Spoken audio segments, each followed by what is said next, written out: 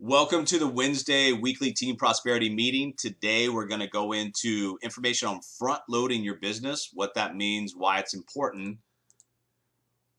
Still in the thick of summer right now, so we've always talked about during summer, accelerate when everybody else is decelerating to make sure that you're having immediate impacts on your business, but also as we get to that time period where school goes back in session, everybody starts returning from vacation, we're in a nice rhythm. We're not in a starting position. We're in a nice rhythm to hit that quarter from the end of August through right about the time of Thanksgiving, which is some of the most important time period of the entire year for many industries and businesses. To capitalize on that period of time, we're going to start a 12-week year that runs exactly through those weeks. We've got about one or two more spots available before we close it down. We want to keep it to a small group so everybody gets the attention they need and deserve. If you're interested, let us know. A couple things that came up during the week. Number one, partner recruitment. If you've got a good partner and you guys have made a commitment, you guys have, we're both buying into the mission, everything looks good, that recruitment does not stop when that partner comes in. You have 90 days post partner enrollment that you need to take them through and basically hold their hand and make sure that they have every opportunity to be successful here. Don't get them in and then forget about them. That's one of the worst things that can happen. Now, you can't want this for somebody more than they want it for themselves, but you have to be there during that first 90 days to make sure that the learning curve, they get through that, their questions are answered, they feel good, and they have the necessary activity and intention to get this done. Also, gold is in the follow-up. If you're not following up, if you're not organized, if you're not reaching out to people multiple times, then you are losing business. You are leaking revenue and income, having stuff fall through the cracks, whatever it is that you want to call it. If you've done your job to generate leads, then do the rest of your job to resolve the leads. Last week, we talked about leading the way. Are you interested or committed to your business, life, goals, and dreams? Leading the way means that you understand how to make the biggest impact, knowing you have the resources and the tools to create a desired life for you as well as your clients. You've got to get motivated by realizing challenges equal opportunity in this environment. So this week, like I said, we're going to be talking about front loading your business, what that means, why it's important, and really how to do that. Front loading your business means you have enough traffic coming through where you have different people in different cycles of communication and you're creating outcomes. If there's nobody coming in, quote unquote, the front door of your business, there's nobody ringing up at the register, there's nobody looking at products and services, you have to understand that.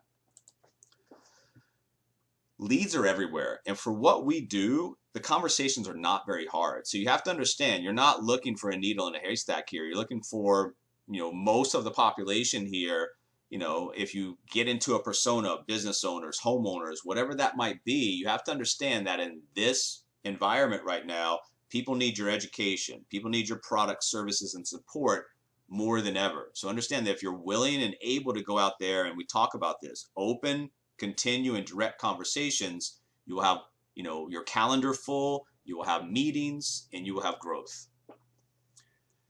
You've got two ways to look at conversations. Number one is marketing. That's talking directly about, your product, services, who you are, your brand, why, all of that good stuff. But also networking. Networking is really just, getting to know other people, building an interest in what you do by showing interest in other people. Hey, what do you do? That's great. How long have you been doing it? What do you like about it? Just having a conversation, letting other people talk. This is some of the best ways to generate interest in what you do, because at the appropriate point in the conversation, you can insert yourself if there's some way to work together, if there's some way to create a mutually beneficial relationship. Just understand that by going out and just talking to people about what they do, it's an easy way to manufacture some interest in your business. And it doesn't matter what market you're at. If you're at the cold market, you're at the social media market, all of these things can create a cycle where it creates warm market lead generation. So that's one of the most important cycles to understand. It doesn't matter what market you're in, it bleeds out into the other markets. And if you do this correctly, you have a cycle of leads from different markets that are always in continuous motion. Remember, warm market doesn't mean that I come in and I approach people that I have existing relationships with over a 30, 60, 90-day period of time. Warm market is continuous, right? You're building your list. It's the walk of life. Remember, we always talk about in terms of referrals, who else do you know and care about that needs to know this information? Same thing goes with you. Who else do you know as you come across and encounter people in your warm market, they need this information. Your warm market is the best place to prospect in the beginning because, like we've talked about before, you have an existing relationship with these people and you can ask for their help. You can get them, you talk about your mission, why it is that you're doing what you're doing, and ask for their help. Say, would you sit down with me? Can I practice with you? Can I send you some stuff over? Can you give me a little bit of insight and opinion about what you thought about it? And that's as easy as just, contacts. Say, hey, I'm doing this. This is why I'm doing it. I've got this. Would you take a look at this? Would you give me my opinion?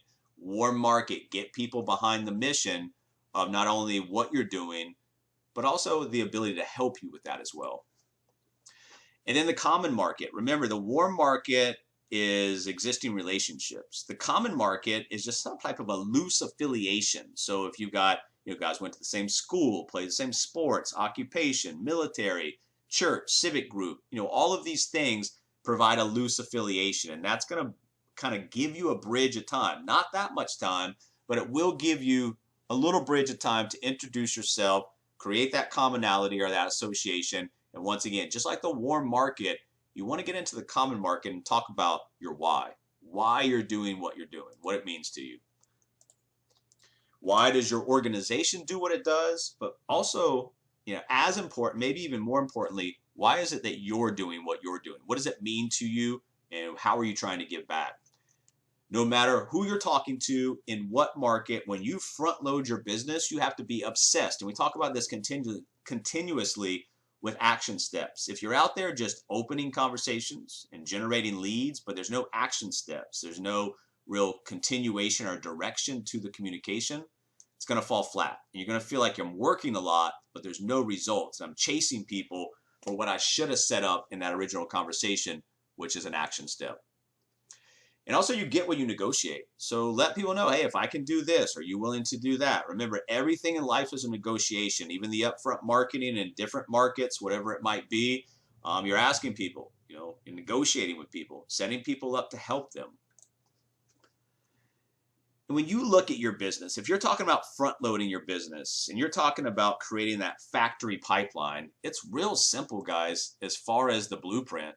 You have conversations that, go into a marketing funnel. You're giving this stuff away, guides, education. That creates leads that are in the CRM.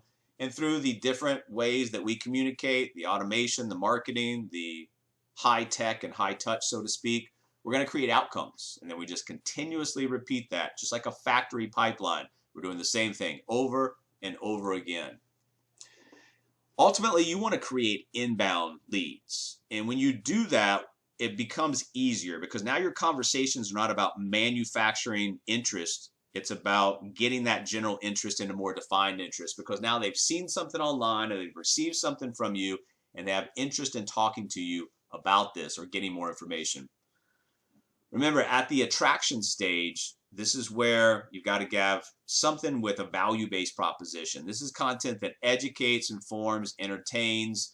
When you're getting in front of people, emotional connections really help. Remember, facts tell, stories tell. When you're trying to attract people, understand and do this continuously in terms of when you're online, what are you looking at? What stops you? Write it down. Learn from other people that are doing this well. And then the engagement, this is where content helps them solve their problem. Now, a lot of the engagement we give is we give our time one-on-one. But there's also ebooks. There's also some other information that we do. This is videos, articles, memes, interviews, classes, webinars, access to products and calls of action. So the attraction leads to the engagement. And then finally, the delight stage. This is content that helps them connect or entertain. This is building loyalty and driving retention. This is, getting the testimonials, the reviews, the user-generated content that's going to help you build your brand and get in front of more people.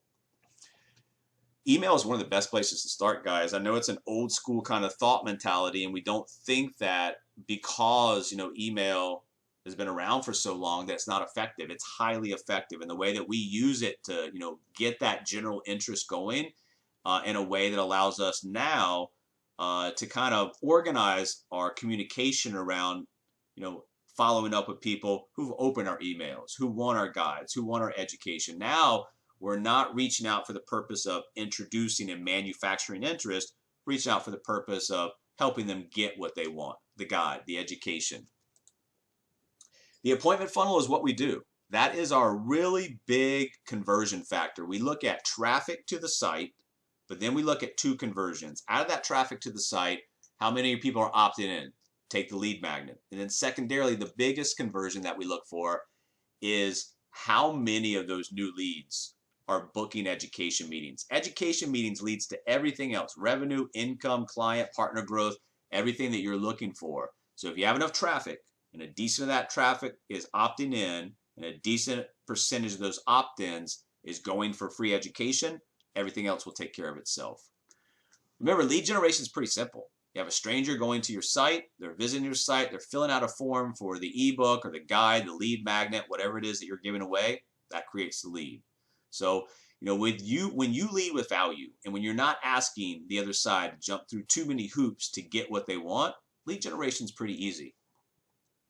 You have to create excitement. And one of the best ways to front load your business is to create excitement, whether that's verbal or whether that's in written format, whether that's a post, social media message, or going back to what we're talking about, whether it's an email.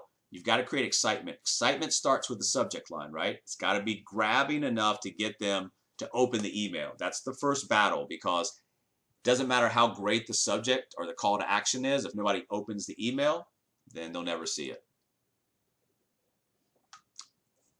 In creating that excitement, we teach people, hey, you need to know what we have. You need this information. It's timely, it's valuable, it can change your financial landscape of your life both now and in the future, and we'll give it to you. Step-by-step how-to guide. So creating an excitement around information that somebody needs to know and then giving it away is a great way to create leads for yourself.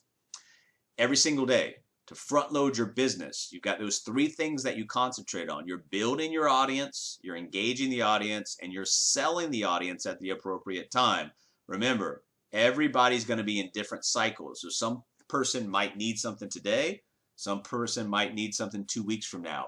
But you stay in front of your audience with engagement, and at the right time, for the right parties, calls to action, education meetings, program sales, retirement, whatever it is that you're selling.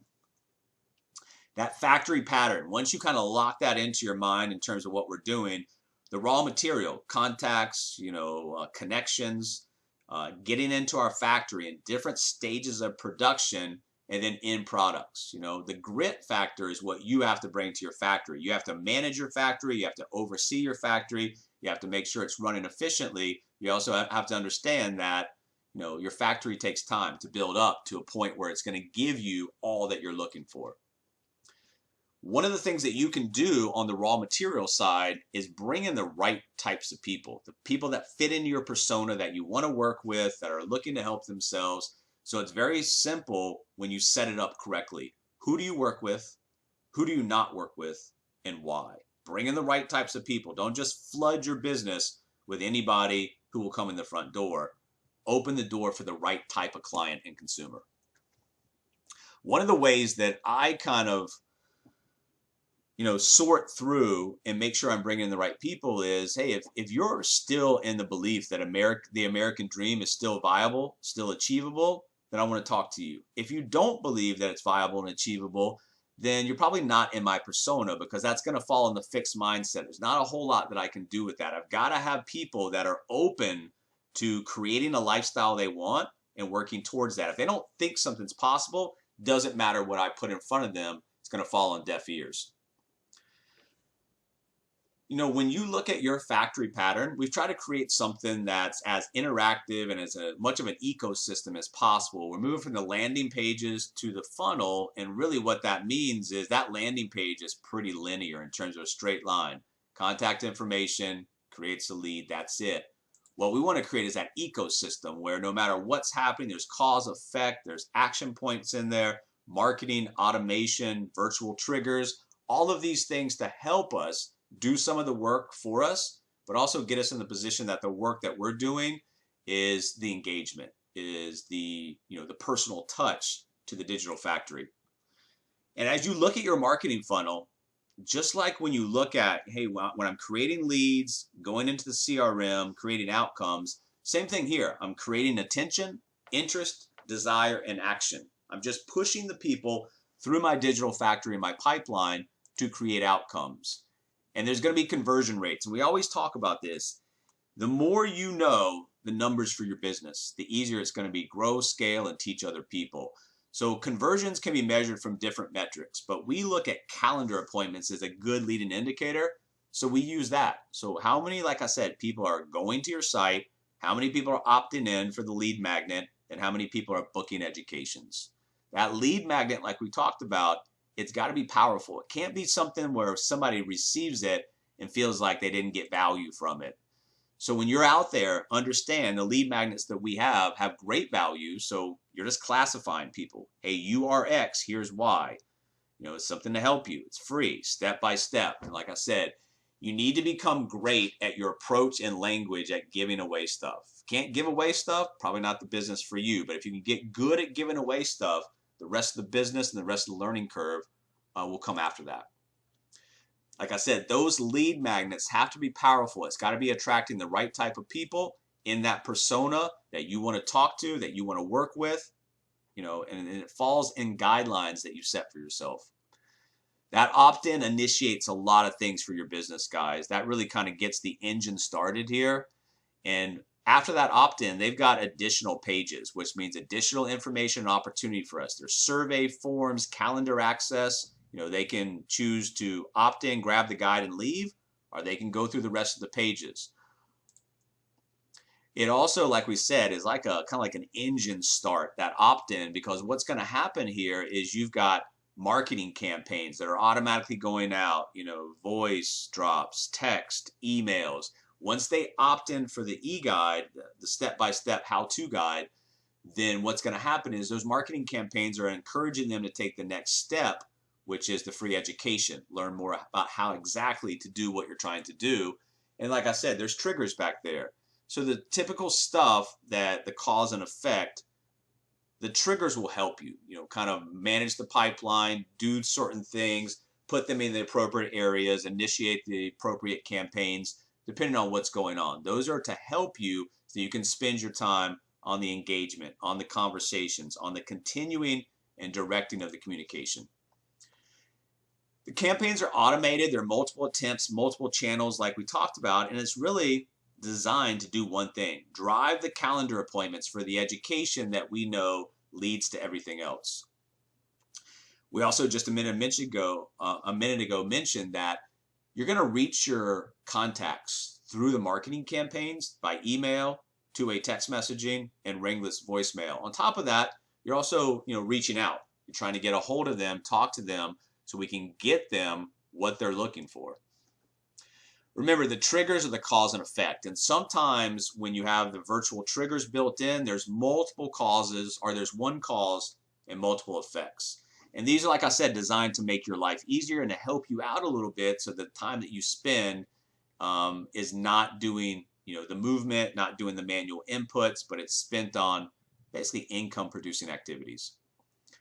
Basically, if this happens, do this. So it's like having a couple of virtual assistants built in to help you out with some of that, manual input, grunt work, whatever it is that you want to call it. That can be, the opt-in, the campaign replies, the survey completions, book meetings, canceled meetings, no-shows, unsubscribes, stops. We've got virtual triggers built in to help you with this.